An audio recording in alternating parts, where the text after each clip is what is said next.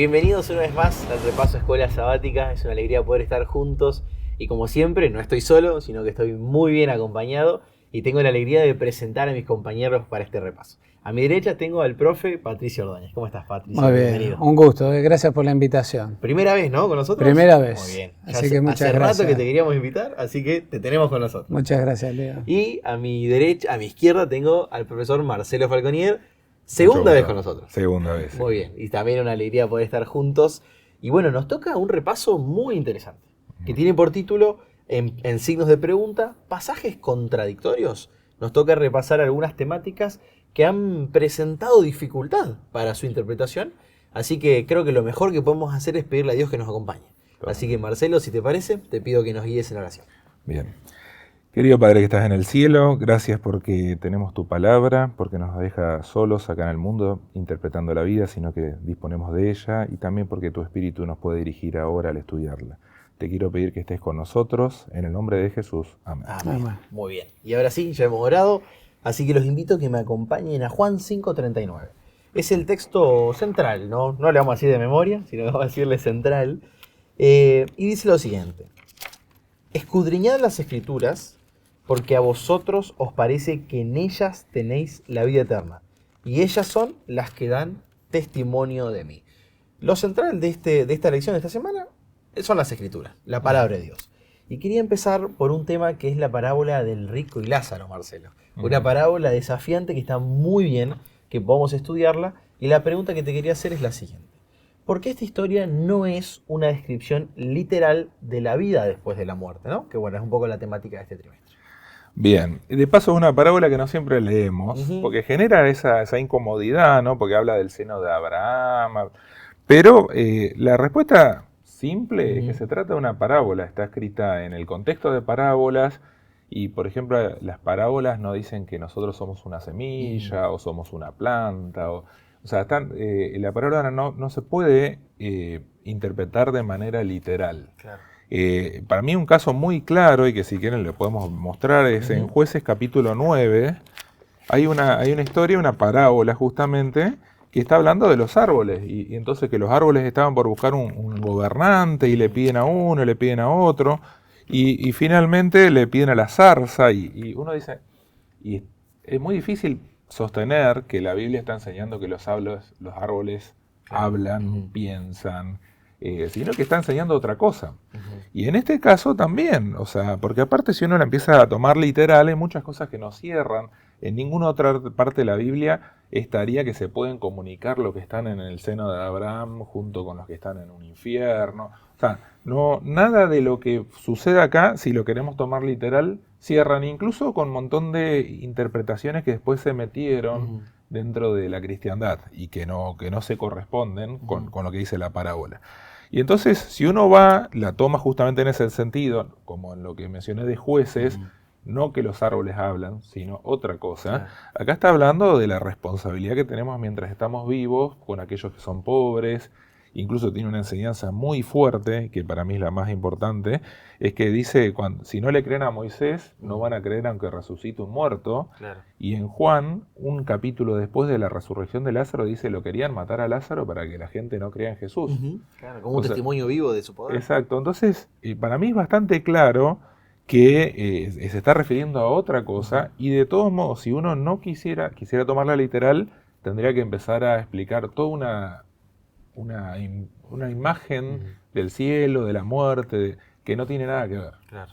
Entonces nos tenemos que remitir a un principio hermenéutico muy importante, que es la armonía de toda la Biblia, ¿no? En su conjunto. Totalmente, y que en general de parábolas no se toma una enseñanza, una doctrina, claro, porque hay que verla justamente en el resto del contexto. La parábola de por sí toma lenguaje figurativo. Claro, qué bueno aclararlo eso, porque era el primer desafío de esta semana, ¿no?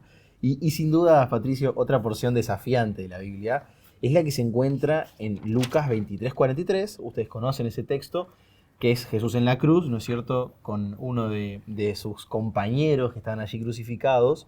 Y algunos toman ese texto como una prueba de la inmortalidad del alma. Porque Jesús le dice, hoy, bla, bla, bla, estarás conmigo en el paraíso, ¿no?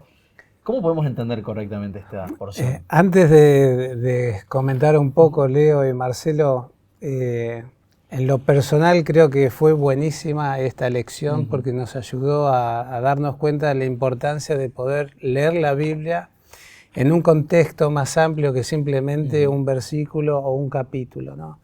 A veces como que leemos la Biblia así de pasada, pero cuando realmente la estudiamos, la analizamos y la comparamos entre todos los pasajes, nos damos cuenta realmente de la riqueza y de la explicación que la misma Biblia hace de sí misma, ¿no? Entonces, lo primero que nosotros tenemos que ver justamente es esto, ¿no? El contexto en el cual se da. Y si me permiten leer el versículo anterior, dice, y decía, Jesús, acuérdate de mí cuando vengas en tu reino. Claro. Es decir, tanto Marta, la hermana de Lázaro, también le dijo a Jesús, sí, yo sé que va a resucitar el día del fin. El ladrón en la cruz decía, bueno, acuérdate de mí cuando vengas en tu reino.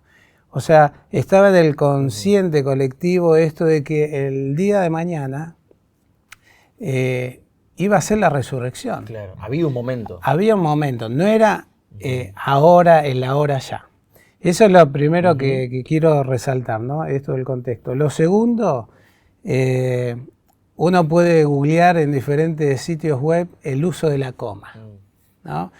Primero que en los escritos originales no existía la puntuación, directamente se escribía todo directamente y bueno, cuando lo quisieron transcribir, uno puede poner la coma en diferentes lugares y le cambia el significado a la oración o la idea. Yo quiero mencionar rápidamente algunos ejemplos de esto, ¿no? Por ejemplo, la coma puede condenar o salvar.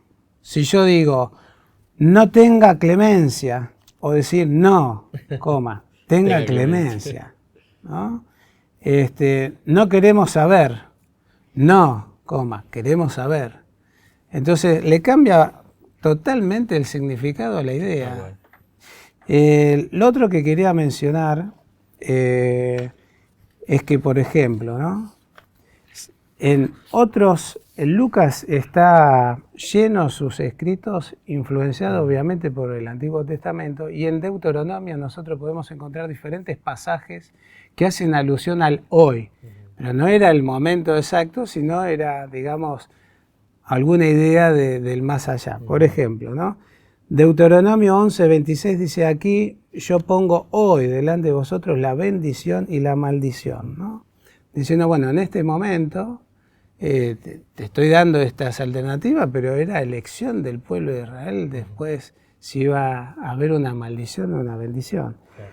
Otro, por ejemplo, ¿no? En Deuteronomio 30:18, te advierto hoy que serás destruido sin remedio. O sea, en ese momento no iba a ser destruido, claro, iba a ser, pero viene la advertencia. Entonces, me parece muy importante que nosotros podamos ver este contexto, ¿no? El inmediato, como el ladrón en la cruz, como también entender la puntuación que se fue colocando en los años posteriores, que no fue en el original, y que nosotros al usar esa coma podemos tergiversar, cambiar, de acuerdo al énfasis que nosotros le querramos dar este concepto, ¿no? Y por otro lado también la Biblia se explica y Jesús mismo no se iba a contradecir. Entonces nosotros, por ejemplo, podemos ver en Juan 20:17, cuando se encuentra con María, dice, suéltame porque todavía no he vuelto al Padre. Ve más bien a mis hermanos y dile, vuelvo a mi Padre, que es Padre de ustedes, y a mi Dios, que es Dios de ustedes. Era imposible que Jesús con el ladrón haya subido al paraíso, siendo que no había ido al Padre, todavía no se había presentado. Entonces, de alguna forma, esto demuestra y explica estos versículos que podemos entenderlos como controversiales. Tal cual. Qué bueno, qué bueno. Y ¿saben qué? Otro versículo muy interesante para analizar es Filipenses 1:23. Acompáñenme, lo voy a leer, que dice lo siguiente. Porque de ambas cosas estoy puesto en estrecho, teniendo deseo de partir y estar con Cristo, lo cual es muchísimo mejor. Marcelo, Pablo acá está indicando que al morir él va a ir al encuentro con su Salvador, porque quizás alguno podría llegar a interpretarlo, ¿no? Su deseo de partir y estar con Cristo. Mira, justo estábamos conversando con Patricio un rato tan temprano y los dos somos profesores y hay algunos chicos que dicen, ¿cómo me gustaría dormirme y despertarme cuando terminaron todos los exámenes finales, por ejemplo? Tal cual, lo he sentido. Y entonces vos decís, y de paso la muerte es presentada como un sueño en la Biblia, en todo ese contexto. Entonces él dice, si yo me muero, cuando me despierto, que es la resurrección, ya estoy con Cristo. Claro. Pero vos decís, bueno, pero acá no... Lo podéis interpretar de esa manera, pero vamos, y en el contexto de toda la Biblia, pero vamos a ver lo que decía Pablo directamente. Si quieren, vamos a 1 Tesalonicenses 4, que es muy citado, muy conocido, y justamente fíjense el versículo 13. Hermanos, no queremos que ignoréis acerca de los que duermen. Claro. Y de nuevamente tenéis un poco esa visión. Y creemos, versículo 14, si creemos que Jesús murió y resucitó, así también traerá Dios con Jesús a los que durmieron en él. Y a mí me gusta pensar este ejemplo yo creo que si lo hubieran escrito en esta época, hubieran hecho referencia a las anestesias, por ejemplo, que es un sueño profundo. Y uno, si pasó por una cirugía, es como que el tiempo no transcurre para el que está. Ahora, es más, lo cortaron, lo cosieron, pasó un montón de cosas. Y ahora, para los que están esperando, sí. Claro. Pero entonces, en este caso, para mí es muy claro, y en el contexto del mismo Pablo, cómo le entiende, de paso él está hablando de que, justamente de la resurrección, o sea, en los escritos de él es muy claro eso. Entonces, tranquilamente podemos interpretar que él está diciendo, no, mira, me encantaría dormirme, porque acá lo hago por Cristo, Claro. dice, porque el vivir es Cristo. Pero bueno, si me toca morirme es un descanso. Me duermo y me despierto cuando Jesús viene. Se estaba planteando que incluso la muerte no era un problema. No, tal cual. Que de paso a los que quedamos también nos da esperanza. eso Totalmente, también, ¿no? totalmente. Mi papá hace 4 meses que falleció. A nosotros como familia nos da esta tranquilidad, esta certeza de decir, bueno, ya no hay llanto, no hay dolor, no hay sufrimiento, no sabe nada de lo que está pasando, ni viendo desde otra atmósfera, como para decir, bueno, yo estoy tranquilo porque sé que nada sabe. ¿No? Entonces, coincido, Marcelo, con lo que vos planteaste, esto de decir, bueno, a los que estamos nos da esa tranquilidad y esa seguridad de decir, bueno, ya pasó, ¿no? Tranquilo, está durmiendo. Tal cual, Está tal durmiendo. cual. Y hablando de eso, ¿no? De esa paz que tienen los seres queridos, que viven, sabiendo que el ser querido que ya no está más descansa, ¿no? En cuanto a eso, 1 Pedro 3:19 menciona unos espíritus encarcelados, ¿no? Y por ahí uno se plantea, bueno, ¿dónde? ¿Qué son estos espíritus encarcelados? ¿Hay un lugar donde hay espíritus que no son materiales? ¿Qué significa esta idea, Patricio? Muy bien, lo mismo que mencionábamos hoy, ¿no? Verlo dentro del contexto y la propia Biblia que va aclarando algunos conceptos. No quita de que cuando uno lo lee, a mí me pasó, ¿no? Cuando uno lo empieza a leer así, por arriba, por encima, decir, ¿qué es esto? ¿Qué pasó? Claro, ¿no? sí. Tal cual. Pero por eso digo, al momento de escudriñar las escrituras, de poder hacer un cruce de información entre los mismos versículos, nos va dando la misma certeza. Pero quería hacer una aclaración, ¿no? Si nosotros entendemos de que no hay una segunda oportunidad para los muertos, nosotros lo podemos ver ahí en Hebreos 9, 27 al 28. Dice, y así como está establecido que los seres humanos mueran una sola vez y que después venga el juicio, también Cristo fue ofrecido en sacrificio una sola vez para quitar los pecados de muchos y aparecerá por segunda vez. Es decir, los muertos, como dijimos recién, están inconscientes, nada saben, ¿correcto? Entonces, por otro lado, nosotros podríamos decir, ¿por qué solo a un grupo selecto de muertos le estaría hablando el Señor, ¿no? O sea, sería ridículo, siendo que si hubiera, digamos, toda la multitud de muertos estarían vivos, no sería un grupo selecto. Claro. Por otro lado, la misma Biblia nos aclara algunos términos que usa ahí, ¿no? Por ejemplo, espíritus encarcelados. En diferentes pasajes de la Biblia, el término espíritu hace referencia a las personas, a las almas. Entonces, un ejemplo de eso tenemos en 1 Corintios 16, 18, dice, ya que han tranquilizado mi espíritu y también el de ustedes, tales personas, está hablando ahí la referencia, ¿no? El espíritu como una persona, merecen que se les exprese reconocimiento. Otro ejemplo, por ejemplo, es Gálatas 6:18. Hermanos, que la gracia de nuestro Señor Jesucristo sea en el espíritu de cada uno de ustedes. Es decir, si nosotros entendemos que el espíritu está hablando de las personas carnales, vivientes, nosotros acá, es una forma de poder relacionarlo. Y lo otro, encarcelados. No es que están con los grillos ahí en la cárcel, atrás de las redes. Pasa un espíritu, de esa concepción no se podría encarcelar. No podría. Claro. La Biblia misma también en Romanos 6 habla de que somos esclavos del pecado, ¿no? Y de alguna forma Dios todos los días nos está llamando a poder salir de esa prisión que cada uno de nosotros es distinto, ¿no? Claro. Cada uno es tentado por su propia naturaleza. Es decir, nosotros podemos entender este versículo en este aspecto, ¿no? Cada uno tiene sus propias luchas, luchando con el enemigo, pero con nosotros mismos frente a estas tentaciones que somos nosotros, los seres vivientes, que de alguna forma día a día necesitamos estar crucificados con Cristo, como para que Cristo pueda liberarnos de esa esclavitud, de ese encarcelamiento, ¿no? Muy bien, muy bien. Queda claro que el encarcelamiento que está hablando allí es el pecado en nuestra vida, ¿no? Y sabe que uno de los lugares donde más símbolos hay es el Apocalipsis, ¿no es cierto? Dentro del quinto sello, con la apertura de este quinto sello, se puede ver, y cito textual, a las almas de los mártires bajo el altar clamando a Dios. Marcelo, ¿cómo podemos armonizar esta escena con la antropología bíblica, ¿no? Que ya a esta altura del trimestre creo que nos queda bastante clara. Pero no, tal hay que cual. armonizarla, ¿no? Pero eso es bueno, digamos, porque es importante encarar estos textos que por ahí de primera generan una dificultad. Pero como vos mencionaste, primero el Apocalipsis está lleno de símbolos. O sea, Jesús no es un cordero acuchillado, o sea, no literal, digamos. Y hay muchísima simbología acá. Pero además el Apocalipsis está lleno de referencias o de ecos del resto de la Biblia. Y por ejemplo, uno ya en Génesis 4, Dios le habla a Caín y dice, la sangre de tu hermano clama.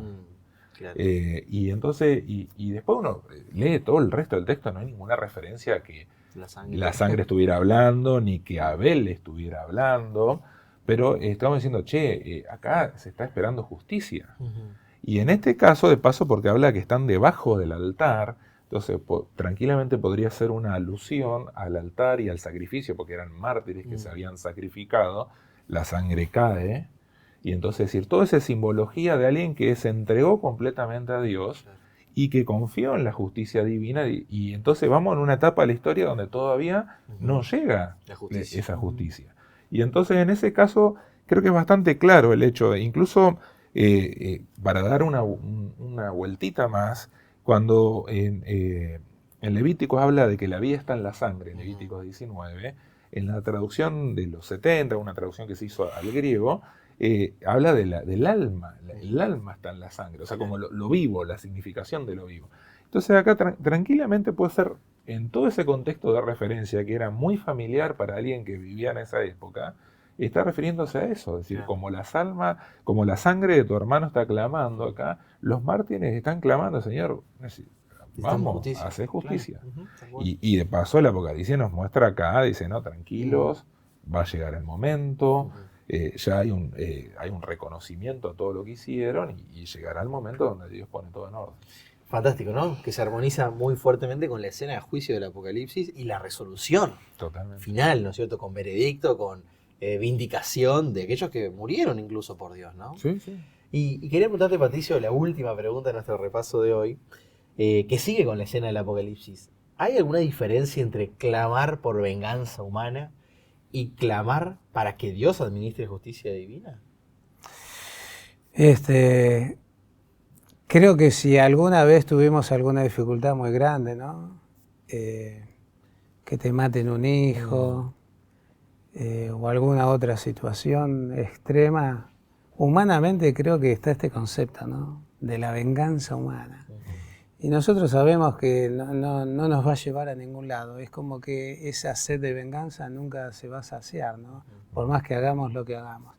Por eso qué mejor que dejarle esa venganza al Señor, ¿no? Yo quiero compartir unos versículos como para aclarar un poco este concepto. Deuteronomio 32:35 dice: mía es la venganza y la retribución. A su tiempo el pie de ellos resbalará, porque el día de su calamidad está cerca, ya se apresura lo que les está preparado. O sea, es de Dios. Y en Romanos 12:19 cita este versículo del Antiguo Testamento. Dice: amados, nunca os venguéis vosotros mismos, sino dad lugar a la ira de Dios, porque está escrito: mía es la venganza, yo pagaré, dice el Señor.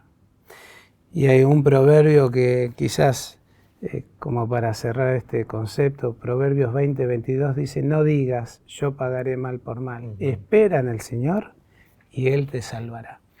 Qué hermosa esperanza que nos da Dios de decir, bueno, está todo en las manos de Dios, al control de Dios. Él sabe, es soberano, conoce todos los tiempos, desde el comienzo hasta el fin. Y qué mejor esperanza, lo estamos viendo, estas lecciones maravillosas de confiar plenamente en Dios y dejarle todo en las manos de Dios para que Él obre conforme a su voluntad, ¿no? Entonces, bueno, qué maravilloso de decir, bueno, Señor, por más que me esté pasando esto, está en tu poder, en tu control, todas las situaciones, ¿no? Así que qué mejor que dejárselo a Él. Tal cual. No es clamar por retribución, sino es clamar por redención, ¿no? Totalmente. Que Dios pueda redimir nuestro mundo. Gracias, Marcelo. Un placer. Muchas gracias por habernos acompañado. Gracias, Patricio, también. Gracias, Leo. Espero que hayan disfrutado tanto como yo. Y espero también que cada uno de ustedes haya disfrutado y se puedan conectar la siguiente semana para seguir estudiando el próximo repaso, que tiene por título El fuego del infierno. Nos encontramos la próxima semana y que el Señor los bendiga.